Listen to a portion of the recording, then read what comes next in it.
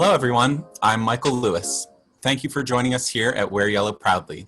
Today, we have a very special WYP talk with the organizational team members of Wear Yellow Proudly. We are so excited to be all together today talking about diverse experiences within the Asian community amongst our team members. I'd love to get started with a speed round on identity. The first question is, what is your name? 3, 2, 1. That's not fair. Sorry.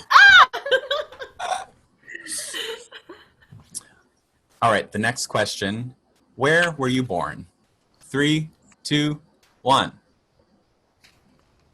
LA, Beijing. Stop doing that. The next question may be the same, so don't erase. Where did you grow up? Excuse me, do we talk about the multiple cities that we lived in, or? How about how you would answer that hometown. if you were talking to someone and you didn't want to talk to them for very long? Where'd you grow up? Just... Okay. That's a good one. That's a good way to answer it, Michael. Yeah. It's not really my hometown, but okay. 3, 2, 1. Richmond, Virginia. Woo! RVA, shout out! Woo! West Coast. What? Okay, now where were your parents born? Town or country? Both. Okay. How do I count down in Chinese, Ellen? 3, 2, 1. They're all second tone? It's gonna take a one? while. San, R, E, 2, R. 1. So 1, 4, 1. I'm not gonna remember it. Oh, I'm gonna do 2. I can't go down too specific. I'm gonna do a different one. Tell us their latitude and longitude of the precise tile, the square meter in which they were born in the hospital. No, just kidding. Don't do that. That would be weird. All right. Time's up. San, R, E, go. Oh, it's long. You guys see? Mm-hmm. Oh god, the world's gonna know my bad handwriting. Julius, however bad your handwriting is, mine is worse. That's why I'm not writing anything. No one would be able to. No one would be able to read it. No one. Okay. What generation are you? Or how would you define your generation? Of American? Mm-hmm. In terms of first, second, half. Okay, I think I remember this. Might be wrong.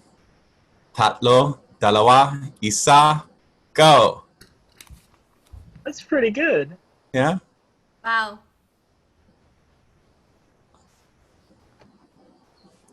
Nice. That's really good. Hey, Julius. I'm impressed. I started learning it because one of my best friends, Pauline, she's from the Philippines. I'm like, I know nothing about this. And I did like 3 Tagalog songs with her, and I felt really bad that I didn't know any of the language. Sure, yeah. No, That's really good. I don't think I've ever heard a language with 1, 2, and 3 all be more than one syllable. That's kind of cool. Uh-huh. Because I think that's a one of the most common features amongst global languages is that the numbers 1 through 9 are a single syllable. I think almost all of them are like 2 or 3. Wow, that's cool. Do you guys have different number sequences? So like, for example, would you use like a one number sequence for like your age and then another Yes. one for like okay, yeah, Korean has that too. Whoa, that's Like in weird. phone numbers, it's different, and then for counting, it's different. Wow. It's still the same. At least in Tagalog it is. A lot of times we just say it in English too. So. For Chinese and Korean, are like numbers a big part of the actual written language? Like, is there a numerological relevance to it? Because I was hearing something about like Japanese has like like numbers are part of their language. So like it's like really math is very easy for them because it's like already built into how they form words. I don't know if it's similar for any other language. I did hear it's easier. Actually, I don't know. What do you mean by it's built in the language? I don't know. There's something about like forming words and forming sentences has like a numerological value. I mean, I can't understand it as an English speaker. I would have to research more Oh, about you it. But mean, like, so would the equivalence in English be like if you had one strand of hair versus like a bunch of hair? Like, it's technically built in. oh no, it's much more detailed than that. Okay, but it's more specific than that, Yeah. right? How about you? Okay, let's keep going. Okay, guys. Oh my Okay. god, those are so My good. child I said need a chip. Okay, hold on. she Let's keep going. needs a chip. Okay. Okay. Two more like fast round questions, I guess. Or maybe just one. Let's just do one more. Cool. Do you identify more with the term Asian or with American? Sorry, I can't do the Korean unless you want to teach it to me. I'll teach it to you. Okay. Oh, Helen knows it. She'll teach it to you.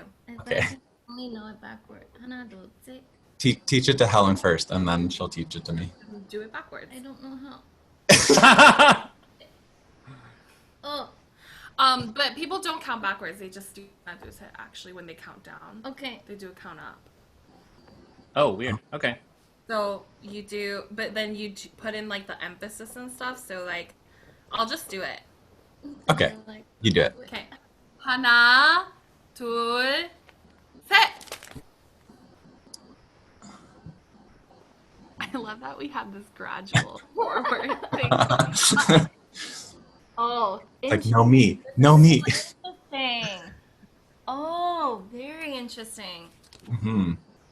Did you see I put the upside down smiley because I think that question would be a great one to start our discussion on. yeah. So let's start with you, Alice. You say both in differing levels. Right. So I was born in America. I'm an American citizen, and I identify as an American, of course, but I also identify as Asian, not in the way that probably mainland Koreans or any mainland Asians would say that they're Asian, just because the culture that I grew up in is not the same. It's many in different ways, but because I have both, just the fact that my mind isn't, I would say, like mainland Asia, it is American, and I have ideals that are very American. So I am both Asian and American. But I also feel like, as a friend of Alice, I feel like there's like an essence of Alice, like the core of you that's super, like traditionally Asian. Hmm. Yeah, That's why we're good friends. like your friend. Helen, you say that you identify as Asian. Absolutely. Want to talk about that? Yeah, so I moved to this country when I was 12. So usually people say the .5 generation cutoff line is at 12. Hmm. So I think I'm like right on the cutoff line, and within a couple months I would have not made it. I just find that when I first moved here, there were lots of, not lots, but there are some Asian Americans in the Richmond community as well, and I didn't really fit in with them at all. They seem quite different from my friends back home. Their values are different as well. There's nothing wrong with that. In a way, they're much more traditional than the way I was raised. And now that I think I've lived in this country definitely more than half of my life, I don't fully identify with the popular culture in China. And I definitely don't identify as American because I'm not. I mean, legally I'm not American. I have a green card. I'm a green card holder. But on the spectrum, I definitely identify more as Asian. And in terms of like the core values, I I'm like fully on Asian. That's why a lot of even my Chinese friends who came here as students will be like, Helen, sometimes it's very strange talking to you because you'll say one thing and I'm like, oh my God, you're so American. That's like, only Americans would say that. And you'll say another thing. And I'll say, huh, you're like born and raised in China. That's so strange. Hmm. I don't know if that answers anything. Yeah, it definitely does. Jesse, you say you identify as American, and I'm going to ask you another question on top of this from the stuff that we've talked about in private. Can you talk about your first experience with Asians as a community and how that led to anti-Asian biases and how you later overcame those biases? Yeah, so both of my parents were born here in America, as we talked about in the speed questions earlier. So I didn't really have a strong sense of Asian identity during my childhood. I also grew up in Richmond, and actually, well, I moved there when I was 3. So I don't really have any memories from New York, where there was obviously a lot more Asian and Asian American sense of community. In Richmond, and I went to private school for my whole life, so I didn't really know any other Asian people. Actually, the very, very first time that I met an Asian person outside of my nuclear family, I was 15 years old. And I did not previously even really cognizantly register that I was Asian. If you click the link here, and I'll put it in the edit, I will, you'll see how my dad talks about that in the interview that I did with him for Shades of Yellow last week, where prominent actor Rosalind Chow essentially experienced the same thing growing up in an Asian American household, but not really having many Asian American friends or any Asian friends at all. She basically thought she was white. So it's not that I thought my skin was a different color. Sorry, it's not that I thought my skin was literally the same color, because I was able to see that, but I didn't really perceive it as something that was much different. So when I went to college for the first time, I went to the University of Cincinnati College Conservatory of Music in 2011. And I worked in the admissions office as I gave tours and did like clerical work in the office and stuff like that. And many Asian international students there were many Asian international students at CCM, many of whom were pianists or violinists, and most of whom came from upper class families, upper class backgrounds, because the school necessitated that for them to be able to attend. They would have to have, say, 30,000 equivalent US dollars in their bank account to attend.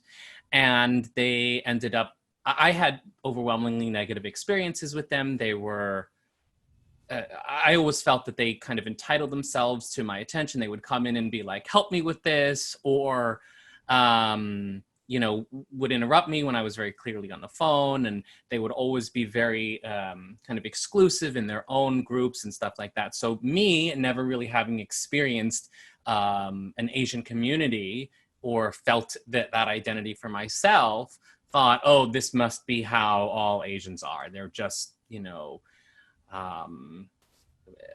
little bit pretentious and entitled, and that I went on thinking that for probably 2 years, until a person with whom I was close at the time said, wait, I don't think that's like a view that is really appropriate, and like, how did that start? And might it be that you're taking issue with their classism or elitism or culture rather than so the answer is yes, but I had mistakenly associated the two, and it actually took a number of months and perhaps even years, and perhaps even I'm still working it out now, to reckon with my own kind of lack of sense of Asian identity that I've now come a lot more to, due to the help of Wear Yellow Proudly. which I'm really incredibly grateful to be a part of. But then how I mistakenly equated the two, and hopefully learned a good lesson that there are things we have to be able to discern what comes, as a result of a heritage or a culture or nationality, and what is a social observation. Totally. Yeah. Thank you for sharing. Julius. Oh, do you want to say something before I go to Julius? Yeah, I just want to say, like, one thing, that it's important for all of us to remember that just because you're Asian does not mean that you're not an American. It's one, And vice versa. absolutely. Yeah. Totally. Yeah, and the question was framed like, which one do you feel more pulled to? Not, are you this or are you this? Because it's obviously a blend. All of you identify with both in some way.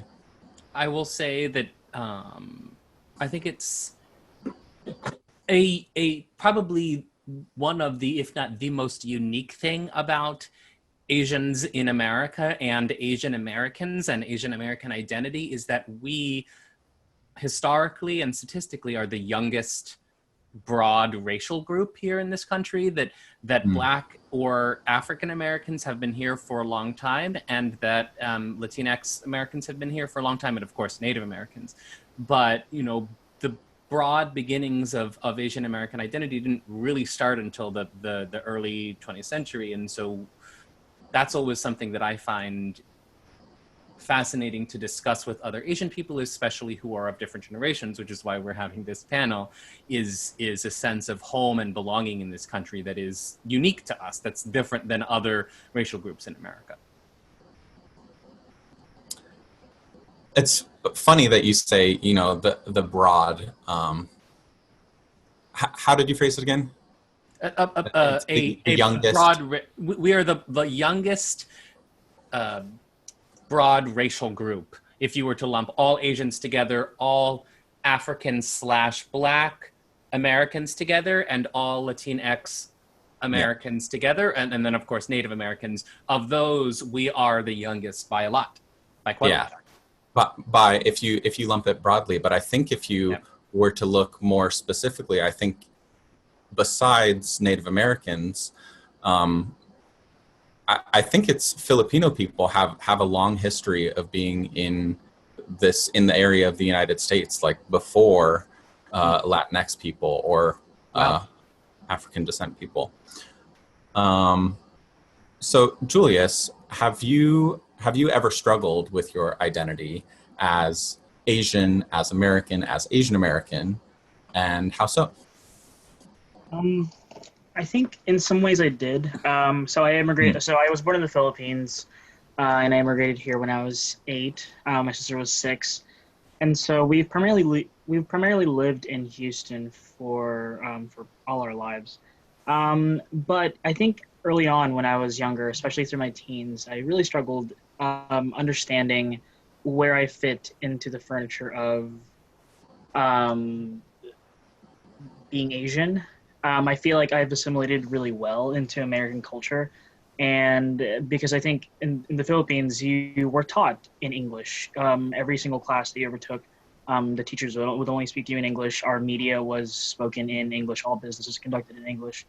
Everything that's professional, and all the shows that you've watched would be the exact same shows that you'd watch here. And so assimilating into the culture and the language even was fairly easy, like a bit of an easy transition. But and so of course being immersed in that and having yourself in that and continuously speaking the language, and of course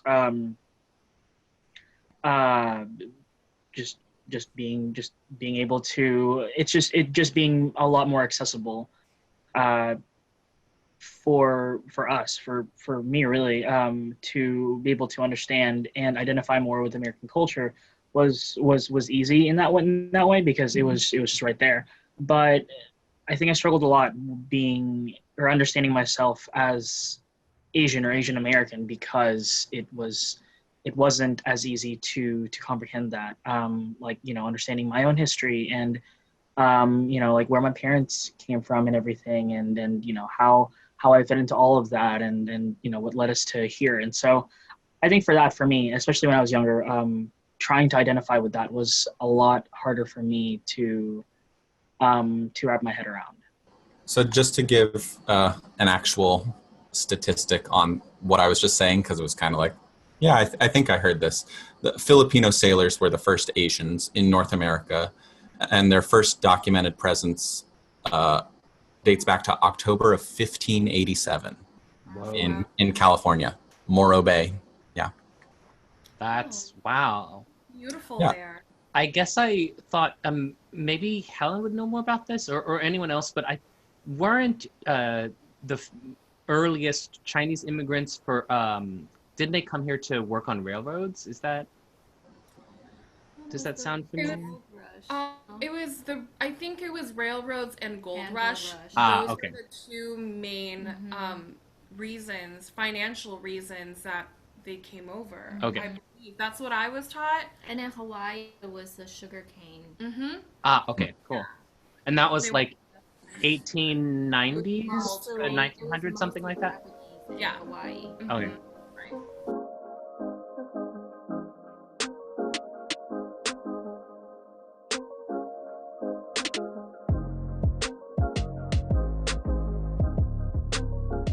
Wait, Alice, is that a transliteration of your name, or is that an actual No, Korean this is name? my Korean name. My Oh, dad cool. tried to change it though, like a month ago.